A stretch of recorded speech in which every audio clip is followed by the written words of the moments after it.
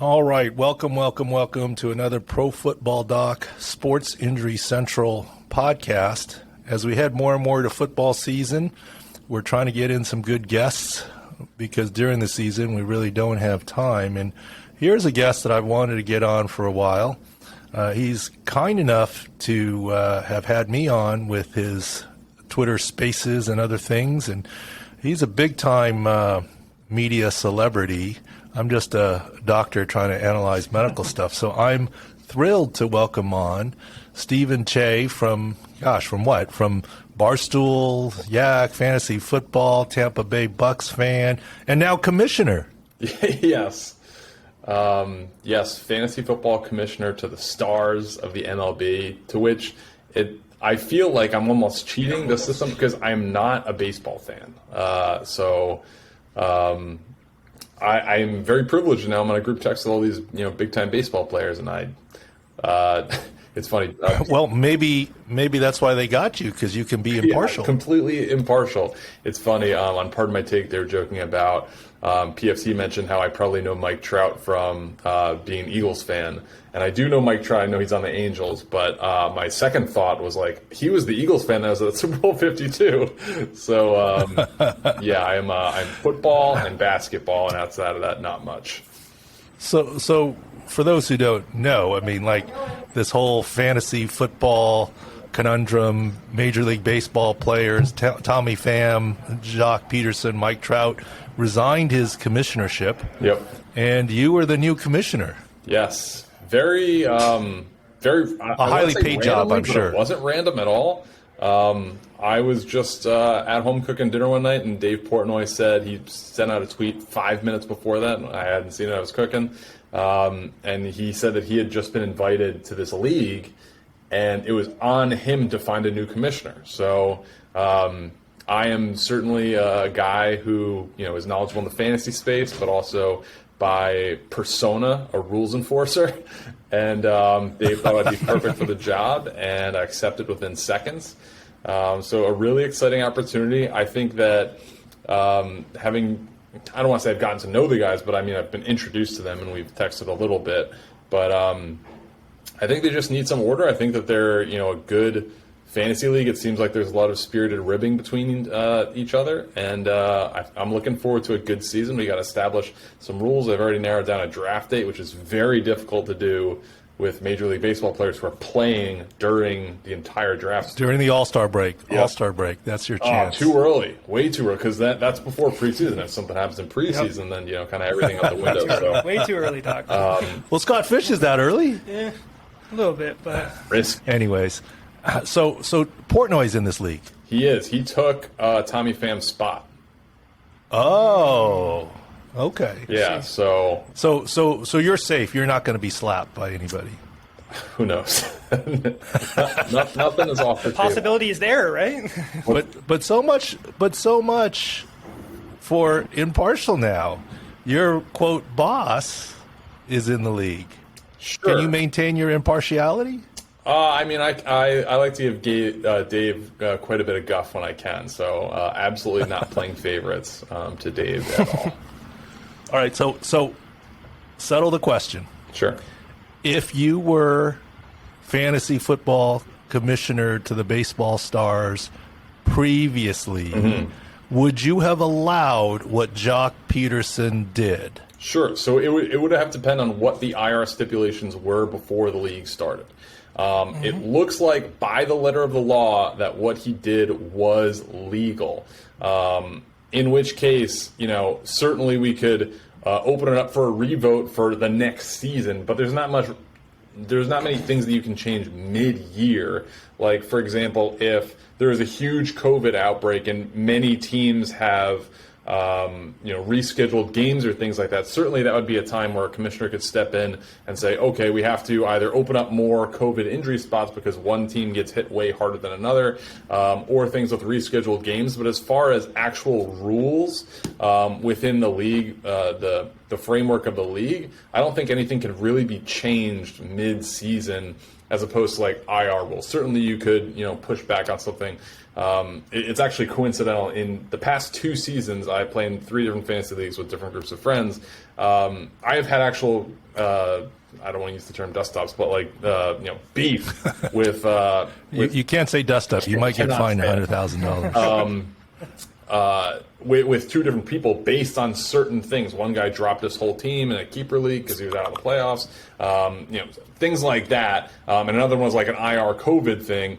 And I think those things are good to call out in the moment. One of the leagues that I play in doesn't separate injured reserve from COVID, so we made it purely COVID. And someone tried to sneak on someone that didn't have COVID onto the IR, in which case you can call it out, raise the flag. The commissioner can then rule, like, this person cannot be put on the IR, things like that. So I think if those things, as long as the rules are clear and outlined to everyone beforehand, there should be no issues. So I'm ensured to my job is to make sure that they have a clean and fair game, and I think everyone's going to be for that. So if you were commissioner during the Tommy Pham, Joc Pederson thing, okay, so you allowed it, and Tommy Pham does what he did, what kind of penalty would you impose on Tommy Pham? I think it would be a context, like I would need to know full context of like what was said in the group, and apparently he did say he was gonna slap Joc. In which case, we're playing fantasy sports here. This is meant to be fun for all. Certainly things can get heated, and again, like I said, I've gotten into a couple beefs the past couple of years with people. But it should never become physical, and that should certainly be something that's addressed with the group. And is the group comfortable with that person who enacted an act of violence on another person to be back in the league, or is that something where they should be kicked out? There are certain things that people should be kicked out of leagues for, and that was the result of that slap. And I don't disagree with that decision. I would definitely want to talk to the group first and see kind of what they felt. Was this a divided group where everyone was against Tommy? Was there something where it was a split? I don't have background on that, so I'm not sure. But for my tenure moving forward, I'm going to ensure that it's a clean game. Sounds like they should put you in charge of the Deshaun Watson suspension argument. No, I'm not going to touch that one. We're going to leave that alone. I just threw that out there as a topic thing and to have some fun. Not belittling the situation. I will say one thing that's crazy about that, and I'm not trying to get in. I don't think this is a hot water subject at all, but it is not a hot water comment at all. But the fact that this is number 24, and I guess they knew about 23 or whatever, but from an outsider's perspective, it's like, okay, 23, no problem, but 24, whoa. Like, I guess they didn't know about it, but just the sheer number, that's crazy. As far as a breaking point, it should be like 0 or 1, or like 23 to 24 is like, you kind of knew what you were getting into, so we'll see what happens with the contract and all that stuff.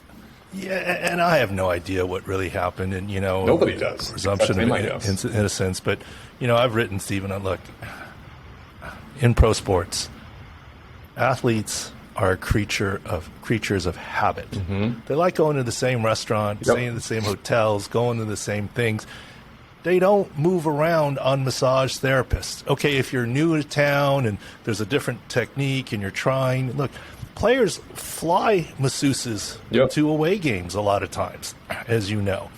They don't like the change. Like, there'll be 4 or 5 athletic trainers taping, and there'll be one with a longer line, but that guy's always going to get his ankle taped by the same guy because he knows how he likes it and whatever. And so all I said early on when this started coming out is, at that point, the number was 17, and I was like, that's just a lot of therapists. Yeah. That's all I could say. Yes. It's just a lot of different ones, and obviously that number has now grown. But we're not here to really. I will say one of the most famous guy who got a ton of body work, James Harrison, who spent like upwards of like the mid 6 figures on his body and massages per year. He would use one person like for that, or I think there might have been like a group, like a rotation of 2, but like a very low number, and it was consistent. Like you're right. Yeah, they want the consistency. Yeah, and then certainly 2, 3, 4 people take vacations, different things. Sure. Maybe a deep tissue person versus a more maintenance massage person. Yeah, of course, but it just is a big number. Is certainly all that it was. All right, so you're a big Tampa guy, as we talked about a little bit. Everyone knows you're a big Tampa guy. Yep. And by the way, I didn't know this till, look, we've chatted before, Twitter Spaces, whatever, but found out something. I mean, you're actually the first, I think, Asian podcast guest that I've ever had. Oh, really? I don't know that we've counted, but I think so. I don't know. I mean, look, there aren't a lot of Asians in football. I remember one time my wife told me don't do it. Okay. I remember, there's all this, interview stuff and Rooney Rule and this, that, the other. And I remember a couple years ago, it was the Indianapolis Colts. I still remember this. And Taylor probably remembers this. And they zoom up into the box, in the coach's box. And they go, and here's the analytics department. Yep. Here's the analytics department. Two Asian guys in the analytics department, in the math in the analytics department. And I was going to tweet something like, maybe that's the only way we can get into the NFL or as a doctor, right? I mean, certainly not as, there's a couple players here and there. But my wife said, don't do it. You'll get too much hate. And I was like, well, but, I'm Asian. I can't get guys. But I didn't do it. You didn't ask me. I would have told you to do it. You, of course, would always I'm like, do yes, it. press but, send. that maybe there's a little bit of fun or barstool in me, right? Have a little fun in life. It's okay. Poke the bear a little bit, right? Yeah, it's all fun and good. But Tampa, give me your take. Okay, we were fortunate enough. Rich Ornberger lives in San Diego, is a local radio host. Yep. He, in theory, is the guy who sort of broke the news about the, quote, rift and the red pen and the whatever. Sure. Whatever you want to call it. Sure. And then we had him on one week. This is after the whole controversy. We just randomly had him on. And the next week, we had on Ben Volen, who actually, the day before, broke the story on the Miami Dolphins Tom Brady stuff. So that was back-to-back weeks. Sure. And I want to hear your take on it. You're a football guy. You're a Tampa guy. Yep. And it seems to me like that story should have gotten a lot more splash. There's no affirmation or denial. It just sort of sat there, and then it didn't really have a lot of legs. So I'm just wondering on your take on that. Yeah, so you mentioned two of those guys, Rich Ornberger and then Ben Volen. You're missing one key guy, and that's Mike Florio. And those three are the only three that are going to be talking about this, and they're going to be talking about this till they're blue in the face, till they're long gone, because it's not true. So if you look at Ben Volen's story, he's citing Rich Ornberger and Florio, and Florio's citing Rich Ornberger. So it's all kind of built on top of each other. These are not three independent stories. They're all essentially citing each other. It's just a big circle. So, Ben Volen, does a fine job in his broken stories before. Florio, I think, is excellent.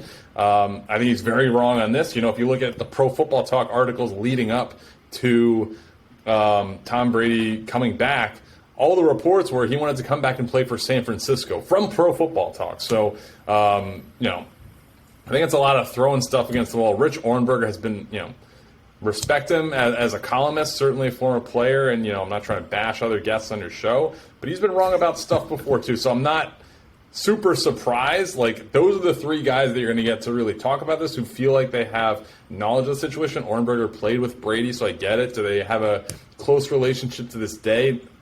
Not that I'm aware of, that he would be telling him these things in confidence, even though he's part of the media. Brady keeps a pretty tight circle. I think if this was going to come up from a reputable source like Jeff Darlington, certainly is a guy who's in NFL media, who is legitimately in Brady's inner circle.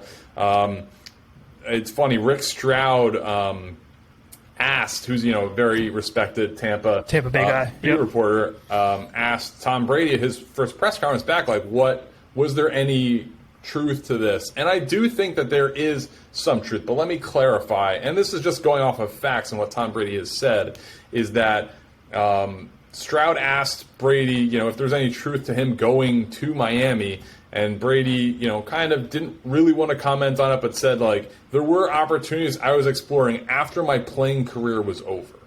So, do I think that he could have been part of Miami ownership or some type of... Absolutely. I think that there's certainly some truth to that.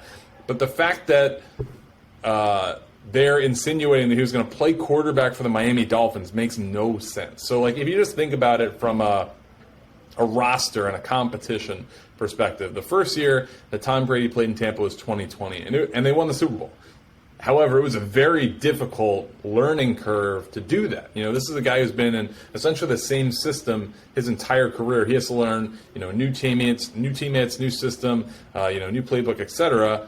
That is, I don't want to call it like a fluky Super Bowl, but like that, everything really had to come together to do that. So if you're looking at Tom Brady, who's, going to be 45 years old when the season starts, and you have, maybe one, he's talked about, kind of in jest playing, up till he's 50. Who knows if, I'm not going to be the one to doubt him, but he's certainly more than on the back nine of his career. Let's say it's, 17th, 18th hole for sure.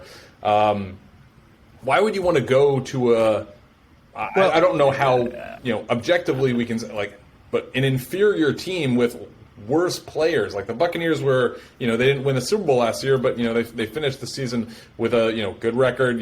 Had they beat the Rams, they would have been hosting the NFC Championship game. You go to a Miami team that, you get to play New England twice a year, so that could be certainly a benefit. They traded for Tyreek Hill, maybe. But, outside of that, I don't see areas where they're superior in talent. No question. So it just kind of seems, like a little bit of a fishy story. So I do buy that, he would want to be a, partial owner of a team. Who wouldn't? But the fact that he would go there to play quarterback seems very off. I think you're right about that, Steven. If I understood it correctly, and maybe I don't understand it correctly, the Ben Volin story was that he wasn't going to play quarterback. He wouldn't be able to because Tampa had his rights. Yep. But there's nothing that would have stopped him from being part of management and somehow Stephen Ross, Michigan ownership. So I think you're right. There's no way he would go there to play quarterback. Well, that's what Florio was more of a. Is that he was? I don't know that. I have not had Florio on the show. I don't know. But I don't believe the Ben Volin story had anything to do with playing. As a matter of fact, it was excluded from playing because Tampa still holds his rights, and they would have to trade him or do something to allow that. It was on the ownership management side. And what I do here, and look, I don't know the truth. I was just talking to you because you're a Bucs guy, is now Albert Breer has jumped in, I believe, and said, Sean Payton's contract, and that was part of the deal, was $100 million for 4 years or something like that. Some 20 or 25 million. So there's some verification on the Sean Payton going with him side. But I don't know. I just think it's an interesting thing. And in the end, Brady's back in Tampa, so it doesn't really matter. But it was sort of interesting. Yeah, Breer, certainly, I'm not going to question Breer's sources. He's one of the best in the game. And I'll certainly, I'll believe, what he says. But yeah, I still, it does, like, if you're Tom Brady and you're trying to win ring number 8, what real sense does it make? Like, Tyreek Hill, one of the best receivers in the league, I would, rank him above Mike Evans. But still, even weapons-wise, I like Tampa, even with a recovering Chris Godwin, and now Russell Gage and things like that. So I don't know. I just think from a winning perspective, and we're not even talking about the loaded AFC West that he would have to go through to get to the Super Bowl. It just seems like a very forced fit, a very clunky fit. No question. So let's move on to a different topic. Tell me about your number one fantasy football ranking title that you got. Congratulations on that. Thank you. So the number one ranking, that was a mock draft. So of everyone that put out mock drafts in the world, I was the top by a certain score, what they call a Hertz score, where I had the most accurate as far as slots, so first pick, second pick, third pick, etc., and also team fit. So I think everyone really had Malik Willis in the first round. I had him going to the Titans in the teens. It didn't happen, but he did go to the Titans later in the draft. So things like that you can get like partial credit for. So it's exciting. We put out these things. I've been putting out mock drafts for 5-6 years, and it's been it's exciting to get recognized, but also to see your stuff hit. I put out props, like best bets essentially for the draft, and went 9-1 on those. So that's very exciting because I'm actually going to put some money behind that. But yeah, working in NFL media, you acquire a number of different sources as far as teams, agents, even players, things like that. And it's lying season, but you need to learn where to decipher what's real and what's not. And credit to myself, I did a good job of that this year. Very, very good. So made some money since you live in New Jersey and work in New York. It's completely legal for you to do all of that. Yes. I'm in California, so I don't do any of that. Not yet. Not yet. Yeah, that is correct. But congratulations on that. Thank you. That's a nice accomplishment. Did you take into account, or how did you, in your mock draft type stuff, figure out the role of injuries? Obviously, that's what we do, right? Sure. Sports Injury Central and Six Scores and whatever. How did you account for that? Yeah, so it depends on like a guy's time frame for return. Like we saw the past, not necessarily this first round, but the past 2 first rounds, the Tennessee Titans, John Robinson and that crew, taking chances on Jeffrey Simmons, who turned out to be an excellent player, Caleb Farley, who we haven't really seen utilize his potential. He was nicked up this year and recovering. So, but we've seen guys take risks on injured players if the talent is there and it aligns with the value. So, I think it's certain you gotta certainly take think about who what positional needs are, what players are projected to be in the round, how injured they are. Did they just get injured in a bowl game in January? Jameson Williams for Alabama, what's his turnaround going to be like? Is he going to be ready for week 1? Is he going to start on the PUP list? That type of stuff. So, you certainly could have seen guys like Jameson Williams be drafted a little bit higher had he not been hurt. But based on his, recovery, and I know Schefter tweeted out a bunch of stuff about, showing him doing exercises and things like that, leading up to the draft, which I'm sure was, fueled by agents and stuff like that. But there you go. You have to really take into account, how that will affect their transition to the NFL, because he's probably not going to be able to participate in camp. Will he be ready for week 2, week 6, week 8? Yeah, and so this makes a very good transition to fantasy football and things. Yeah. So at Six Score, we were saying there's no way Jameson Williams is going to be. National championship game, I think we were the first to put out, unfortunately, that looks like an ACL tear, right? Unfortunately, that was the case. And then we said, look, there's no way he's going to be ready for week 1 of the season. And now the Lions have said it, and for fantasy football, you do a lot of fantasy football. Yep. Like, to me, in medicine, it's a lot easier for Odell Beckham to come back from his ACL because he's a bona fide, been in the NFL guy trying to get back to the same level. And as hard as it is to get back from an ACL, and even for him last year, we said the first half of the year is not going to be so great. The second half will be. And that's kind of what it paralleled. Yep. It wasn't necessarily Matthew Stafford and the Rams that made him great. It was the timing. And, of course, he got his shoulder hurt and other things early season. And it was the timing of the ACL. I think it's actually very difficult. Now, maybe Jameson Williams is the guy who can do it, to not only recover from an injury, but to jump a level of play. In other words, no off-season program, not getting to it. It's one thing if he's a junior and he's coming back as a senior at Alabama, but from Alabama to the NFL, even healthy, there's a jump. And so combine that jump with the physical jump, I'm not expecting a lot. And then we have our Six Score. What's our Six Score in Jameson Williams? I don't even know. But we have a fantasy preview where we've ranked all the quarterbacks, running backs, wide receivers with things and so forth. So as Six Score, we don't expect a lot out of him this coming season. I would be really curious to hear what you thought about Travis Etienne and his Six Score. So because he, what you're talking about, Jameson Williams, similar with him, where he is making the leap. Essentially, this is, he basically had a redshirt year because he got hurt, in week 2 or 3 of preseason last year. But he's a guy who missed the entire year, and now he is trying to get back to his, same explosive self. But he is also going up a level. So I'd be interested to hear what you had to say about Travis Etienne. Well, I'm more bullish on Travis Etienne than I am on Jameson Williams for a couple of reasons. Number one, yes, it's a jump in level, but Les Franks do heal fairly reliably. Of course, he needs elite speed and explosiveness. The question, will he have that? And I don't know for sure, but usually yes. And yes, he's jumping a level, but he's been in class all year. Right. Like, he's been there all off season. He's been there the whole season. So, okay, he may not have been on the field in the NFL, but he's been there, and it makes the transition a little bit easier, I believe. To me, Travis Etienne, the biggest issue is it's a different regime that drafted him than it's going to play him. Yep. So does it jive and mesh? And you've been there before. A guy, your own guys get favored, right? And he's not the current regime's guy. And so that's my only question and biggest question. I think physically he'll be okay, and obviously we think he's going to start the year ahead of James Robinson because of the Achilles. He's got a 6 score of 79 at the end going into the season.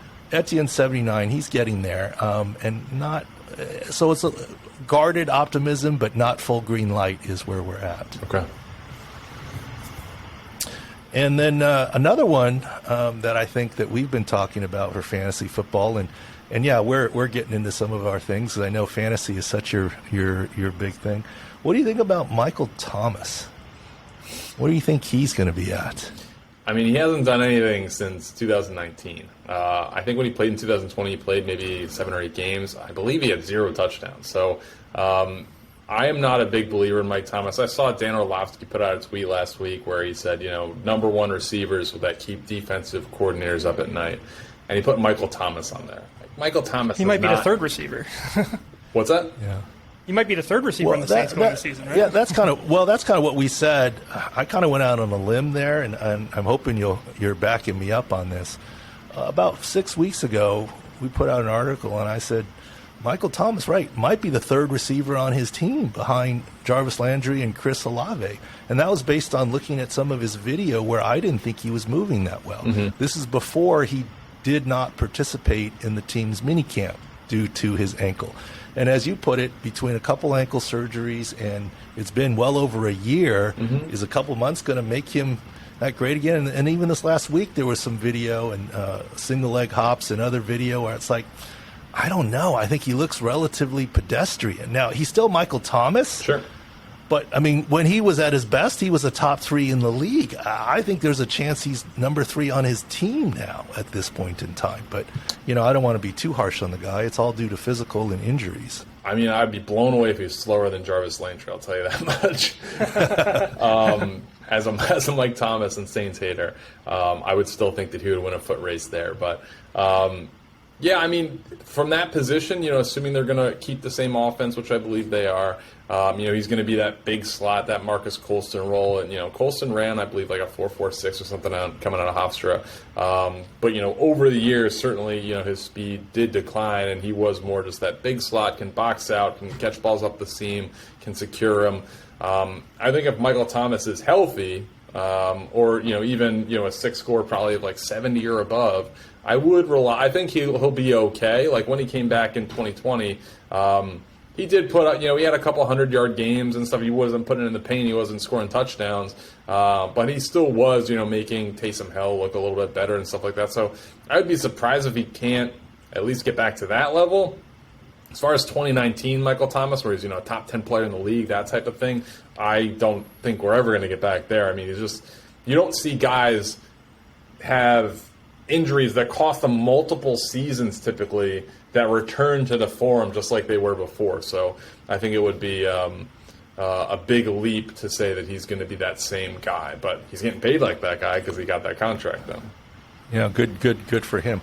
All right, anything else you want to do before we wrap up this segment? Because we're going to probably move on to boring basketball and baseball and some other things that we will let you go on. But what else are you up to? Anything else you want to talk about there, Steven? Well, I mean, we just wrapped up hoops. I was doing some basketball stuff. I'm going to have next year, I'm going to look at first baskets a lot. I'm putting together, a big document that's basically every this is for gambling. So first basket is a prop that pays out very well. Anywhere from like plus 300 to, plus Draymond Green hit one that was, plus 1900. So you can really make, big return on those. So I'm going to be diving in deep into that in the offseason, get that ready. NBA draft is this week, so I got a mock draft that's out today. I'll have a new one out on Thursday for the draft.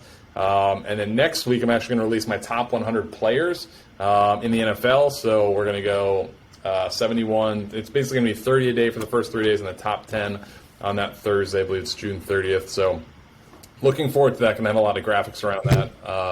And it should be fun. It's going to be a good off season, but already prepping for the NFL regular season because it's not that far away.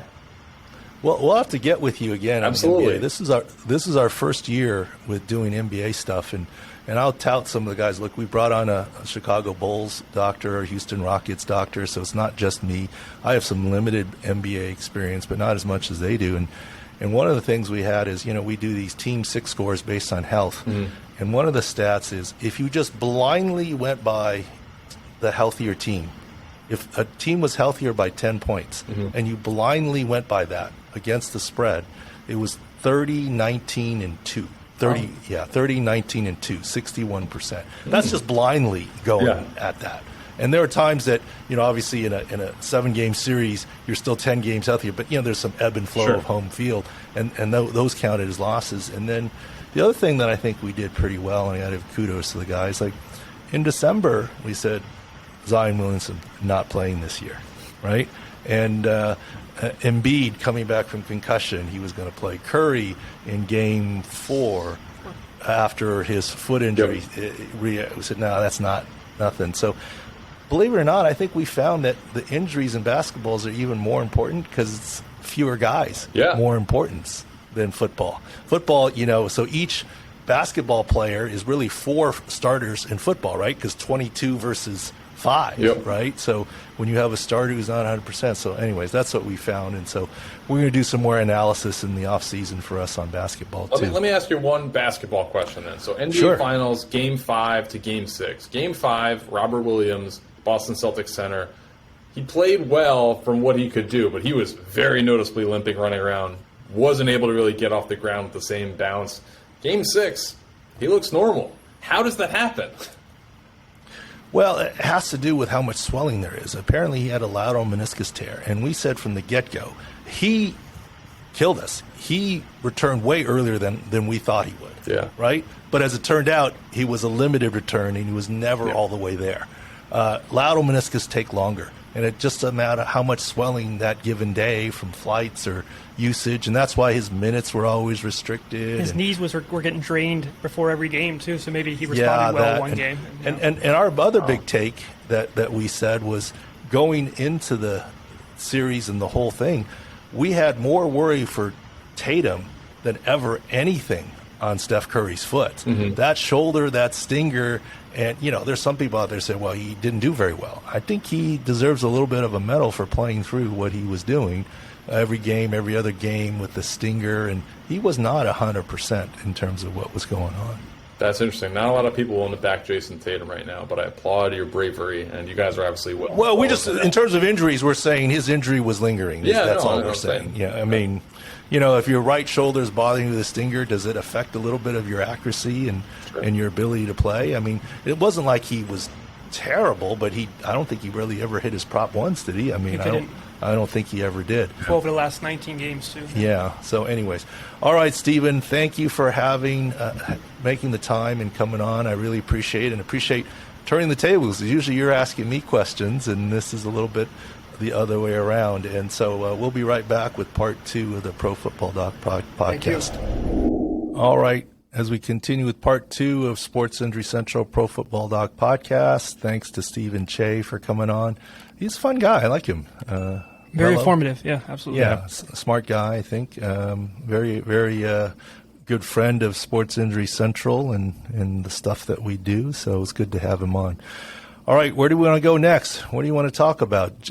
So Taylor's here, of course. You heard him chiming in earlier, and Justin, the producer. And we have a new guy joining us today, a new hire. And your name is? I'm Jacob. I was stranded. Streets of Europe. Yeah, I've been in Europe for a while and then stranded in New York. Thanks to Delta Airlines for being completely unhelpful. He was on his European vacation for a couple of weeks. Is there any news you need to break to us? I mean, No. No? Nothing yet. Don't worry. I mean, he went with his longtime girlfriend. Correct. And went to Europe. Yes. So the next natural question is they went to Paris too, by the way. Just went to Paris. Yep. Eiffel Tower, romantic spot. All that. Don't worry. Her parents wanted to graduate first, so I got saved a little bit of that one. She's got another semester. So now you don't need to do anything. You just give her the ring because you had the trip already. Well, I got to save up from the trip. Now, come on. Now, Justin, we got to get more cameras in here. Like you got to get the how color red I'm he turning. is right now. We can't do it right now. We can't show it. I mean, he is 6-score red right now. So hazing look when you take 2 weeks of vacation, hazing the intern, right? You get hazed a little bit. So welcome back, and okay, we'll let you off the hook, even though we just hazed him a little bit there. A little bit. So where do you want to go next? What do you want to chat on next here? We actually have a lot of different things to go on. Steven's segment was good, but a lot of different things, and of course we'll end with a couple of good Beast of the Weeks, I think. So I got back, and the first thing I did was check our website for all the injury news, because I was completely plugged out. But we are in San Diego. The biggest talk of the town right now is Manny Machado with the left ankle, and Tatis, when's he coming back? So we got to ask you your take on those, Doc. All right. I mean, I was driving my daughter, 9-year-old, to her first sleepaway camp when I'm getting texts.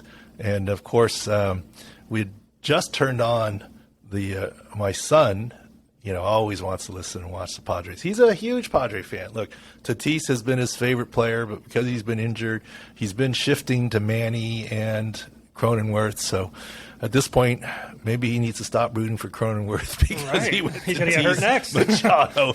Maybe it's our bad luck in terms of what's going on. And then I don't think it's a secret. Kevin Acee is now the main beat reporter for the San Diego Union Tribune, and I worked with Kevin when I wrote for the Union Tribune. We all did. So did I. All three of us did. There you go. That was the start of it. But yeah, and he was texting. But anyways, yeah, ankle sprain, and we said so. For Manny Machado, here's the good news and the bad news. Mm-hmm. There you go. The bad news is my son likes him, which means he's propensity to get hurt. No, just I'm worried about Patrick Mahomes next. Well, Mahomes has had yeah. So the good news and the bad news on Manny Machado. The good news, no fracture. And that's what it looked like. The quote good news, just an ankle sprain. The bad news, a pretty significant ankle sprain. And let me tell you, a sprain is a tear. By video, we said at SickScore.com that it was a grade 3. 1 mild, 2 moderate, 3 severe. There's tearing of the lateral ligaments in his ankle. So if you look at the video, what happened was he's beating out this little grounder, overstrides to try and get to the bag first, and lands on the back half of the bag. And the way the bag's a little bit crowned, right? Slid off, mm-hmm. And then into the dirt when the cleats bit and it rolled his ankle. Absolutely. Grade 3 ankle sprain. I mean, the assumption is this is the first one he's had this badly, which means he's going to swell like crazy and it's going to hurt. This isn't Steph Curry with his 17th ankle sprain where the ligaments are already stretched.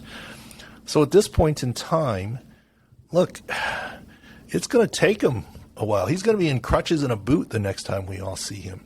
It's going to take him a couple weeks to get the swelling down. And how long before he gets back?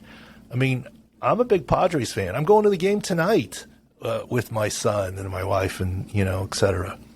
But I don't see him playing before the All-Star break. I mean, if you told me Manny's 100% at the All-Star break, I would say take it. Now, here's the thing. Manny has always recovered quickly. I mean, from that patella dislocation from way back when and other things. Right. So maybe he can do it. But you can't just say, I'll just make him a DH because he's still got to run. Absolutely. And yes, the DH is legal. So, is it possible that he comes back a little bit quicker at DH than at third base? Maybe it's possible. But a grade 3 ankle sprain is easily 4 to 6 weeks. The All-Star game late this year, but it's 4 weeks away. July 19th, Yep. Yeah, and so at this point, I think it's fair to ask, who comes back first, Tatis or Machado? Tatis hasn't been cleared to even do dry swings yet. Right. So he's probably a month away. And we said at the beginning of the season, if he comes back right after All-Star break, that's a good result. Take it, San Diego. And that's kind of where we're at right now. Look, is it possible he could be longer? It's possible. 4 to 6 months is what we said. 4 months is the All-Star break. So let's all hope it's 4 months. But at this point, the more defined return is Machado. Ankle sprains have a finite period of time, and maybe he can come back quicker and DH. The hope/expectation is he stays away from 60-day IL. For sure, he's hitting the 10-day. Yeah. I mean, it's just a matter of when they're going to put him on it for roster management. For sure, he's hitting the 10-day. And remember, if he's not on today, they can retroactively put him on, or maybe they want the 10 days to extend based on roster management. Who knows? The bottom line is Machado's return is more reliable. It's a matter of, is it, at 3 weeks, a little DH, 4 weeks, 5 weeks full, whatever it is. Tatis is a little more iffy. When he comes back, he should be good. That's the good news of it. But when is he going to get clearance, especially with his lifetime contract? The worst thing you want to do is turn that fracture into a non-union. And obviously bottom hand, left hand, the wrist. So Tatis is a little more varied in when he comes back, although he might beat Manny back, depending on when Manny's ready. I have a question, like from betting standpoint. So the MVP odds completely out of loop now, right? So on the AL side, there's multiple people in the minus. So in the NL side, everybody's plus. It's basically you can pick anybody now. So there might be the perfect time to jump on a couple options. Manny was the favorite. He was right? the favorite. Right. Now he's behind the favorite. It's plus 200. He's plus 500 now. So I mean, if you think he's going to come back quick, then maybe. But that's not what we're saying. Another guy that we're going to lead into is Mookie Betts, who's plus 1,000 on here, who also just suffered an injury, cracked his rib.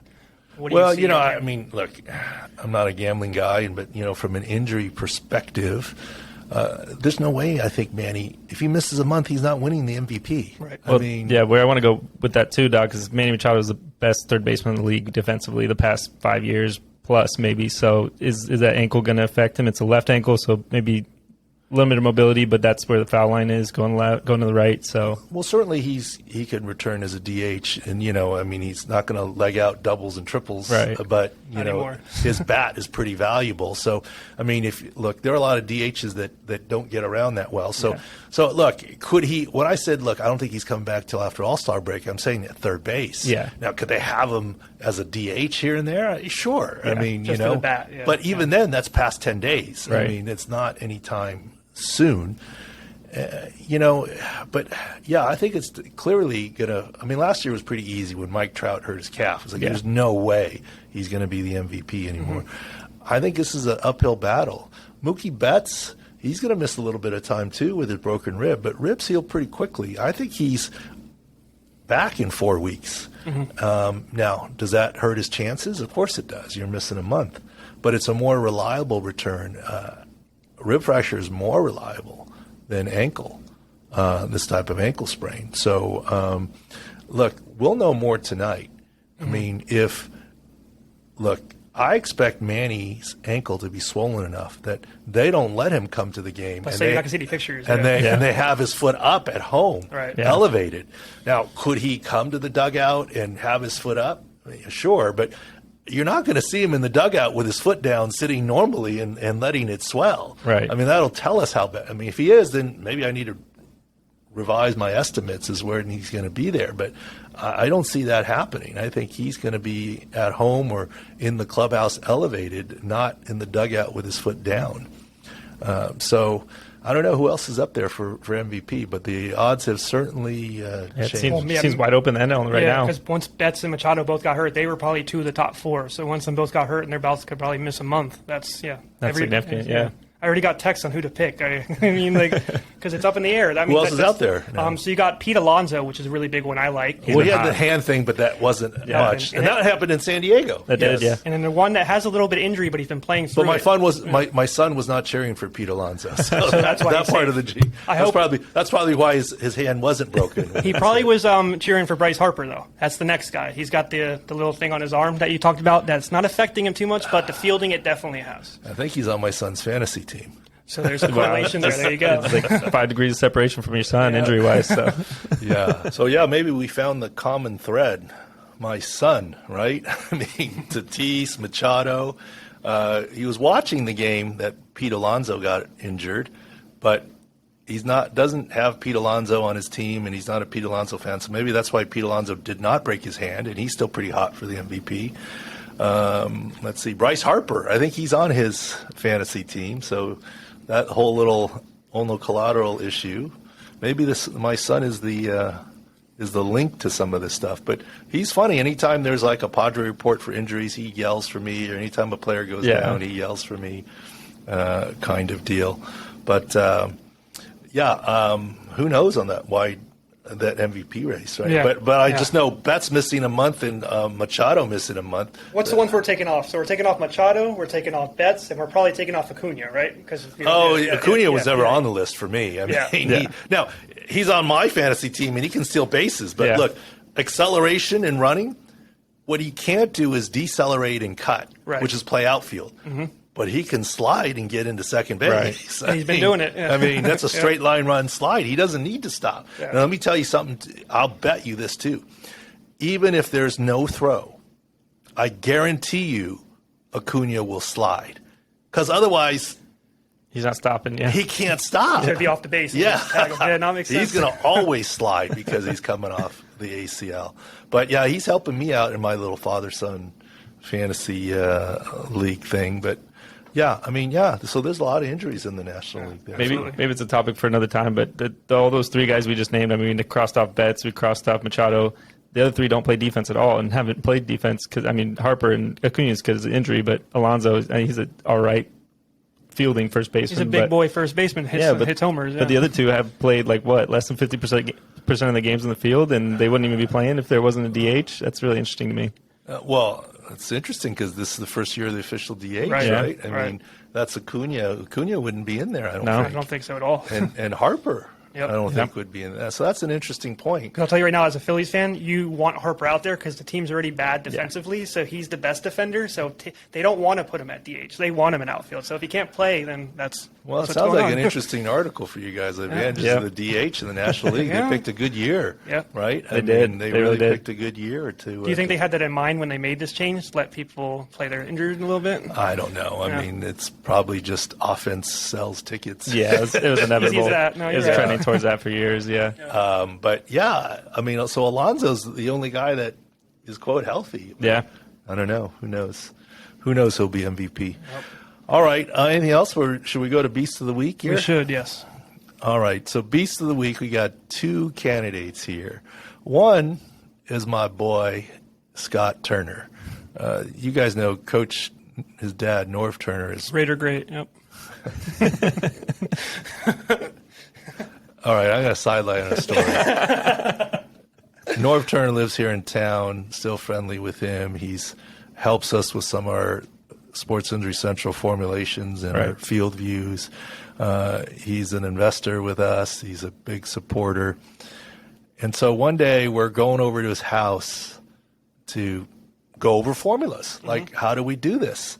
And Taylor, Mr. Raider fan, is all giddy. Like, he's like, Norv Turner, Raider great. Like, what are you talking about? He coached 1 year with the Raiders. And I don't know that it was his fondest year ever either. It probably wasn't. No. Yeah. I mean, Raider great? I mean, whatever. The rings are with the Cowboys.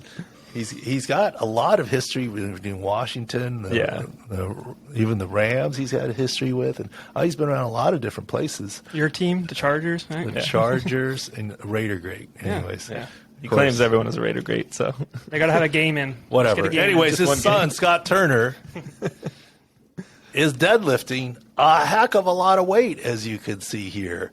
He's the offensive coordinator for Washington. That's a lot of weight. But the best part is, if you look at the Twitter, and they show him, and he's deadlifting this, and someone comments, Saw that. Yep. Wow, it's a lot of weight, 415. And Scott chimes in himself, Immediately. 475. Yep. That was awesome. So that gets him at least a runner-up beast of the week. Not only for doing it, but for chiming in and He saying, says, thanks, though. 475, thanks, though. That's quite a bit off, to be fair. You know, he's got to add the extra 60 pounds if he's doing it. I mean, there you go. 70, yeah. All I know is my back hurt watching him. Oh, I yeah, couldn't absolutely. even 100%. come close to doing that. So our beast of the week, though, has to be from the Dallas Mavericks, Boban. If you look at the video, how old do you think those kids are? I got to be 8. 8. Yeah. Like Davis is 9. They're like, I think Those you're are a little Davis's younger, age, yeah. a little Yeah. younger. Yeah. The best part about it is, if you look at it as a beast, his hands are not up. His hands are at his side, relaxed, and then he reaches up. He barely lifts his foot off the ground. One time there Way might to have stare down at the kid, too. one time you might have been able to get a piece of paper underneath his Yes, feet. maybe. The other time he's standing flat-footed with his arms at his side, just reaching up, like, get out of here. And then the other kid, like, he intimidates, he knocks him over, basically. It He gets picked him up after, but he let him sit a little bit, right? Say, hey, he got to what stare happens. down a little bit. NBA ain't easy, right? But he's just taunting him. He doesn't have his arms up, Yeah. and he's flat-footed. I don't know what his vertical is anyways. But I Yeah. guess Was that his own camp, like his specifically Boban camp or a I Mavericks hope camp? there's a I'm Boban not- camp. I'm going to Boban camp if there's one. Because I know he's going to block me. I want to see how easy it is Yeah. for him to block me. That's what it is. I think the lead, though, is this wasn't like a random parent or Yeah. somebody did this. The Dallas Mavericks Retweeted it. Yep. I thought that was awesome. I Yeah. mean, They even retweeted. They made the tweet. They made their own tweet of the video. the team media department or whoever, social media, that they're probably more the beast than Boban there. But I thought that was pretty funny that he's just swatting all these kids, Absolutely. not even moving there. Well, shout out to Boban, too. I don't know if there's any player with more media exposure and less on-court time than Boban. It's true. He's got the commercial. He's on all the he is. commercials He and plays he- like 10 minutes a game. Yeah, if that. And then mostly in blowouts, so. Well, I'll be honest. I don't know that I've ever seen him play. Yeah. I mean, When 7'4", you do, he- when yeah. you do, it's a sight to see because he's just seeing him run up and down the court. You're like, how does that guy move around? yeah, What does his well, bed look like? He's like 12-foot bed. Who He's got to have knows? custom everything, Yeah, right? yeah. Well, I mean, they go on the road. I mean, what do they do? I mean, they got to put Yeah. a second bed at the foot of the bed or something. for that real. they could, I mean, could you fit diagonally on a king size bed? At 7'4"? No. Comfortably? No. Not I don't comfortably. know. I don't know. I mean, do the math. You might be. I don't know. You're right. If you sleep diagonally, Yeah. you might be able to fit all the way. You're telling your two riders to do the math? Come on. I figured that out recently. We got a dog, and I have to sleep diagonal now because he's all over the place. If I sleep straight, he's going to be on legs. Diagonal is the way to go. You get Yeah, more was space. is it a California king or Yeah. a regular or Eastern king? It's Yeah. a Dallas King, which is. Do you guys know the difference? No, I No. do not. There's a difference. I'm serious. I had no idea. Well, obviously, neither of you guys have ever shot for sheets before. No. Yeah. I only know this because I had to look it up because we were buying a new bed when we moved. Mm-hmm. California king and Eastern king. California king is longer but narrower, and an Eastern king is a little bit wider but not quite as long as the California. What's the king. reasoning? East Coast, West Coast. I don't know. It's Yeah. a rap I thought you knew. argument. I don't know. I don't know either. That's, I don't know. I thought it'd be I a don't weird know. answer. I don't California people are. I don't know why, yeah. but I always thought get the California king because it's longer, Right.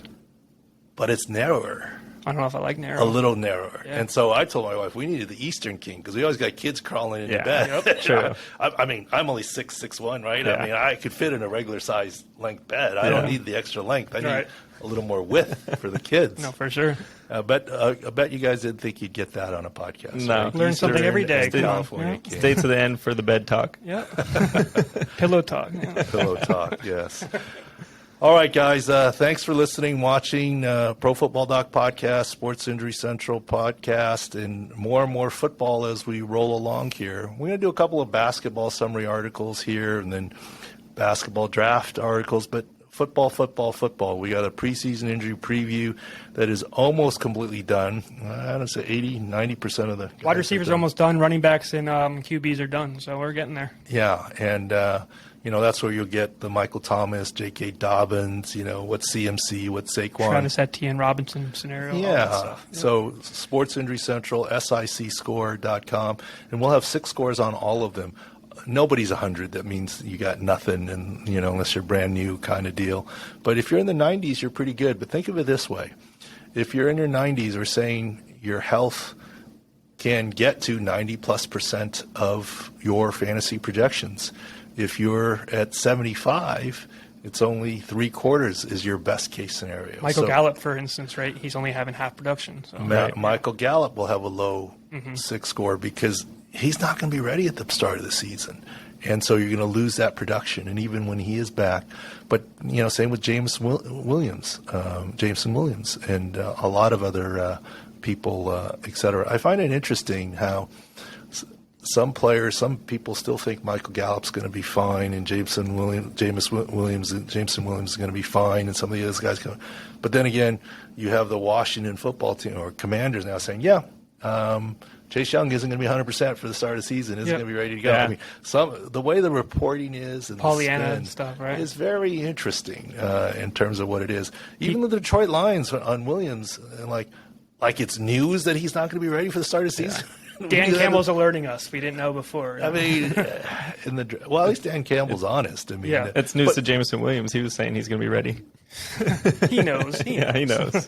Look, that's about making a couple extra $1 million. A few slots higher. Worked out, right? Absolutely. He makes more money. Yeah. And Steven Cheah talked about it. We've talked about the Tennessee Titans have been okay drafting injured players and hoping they get ready.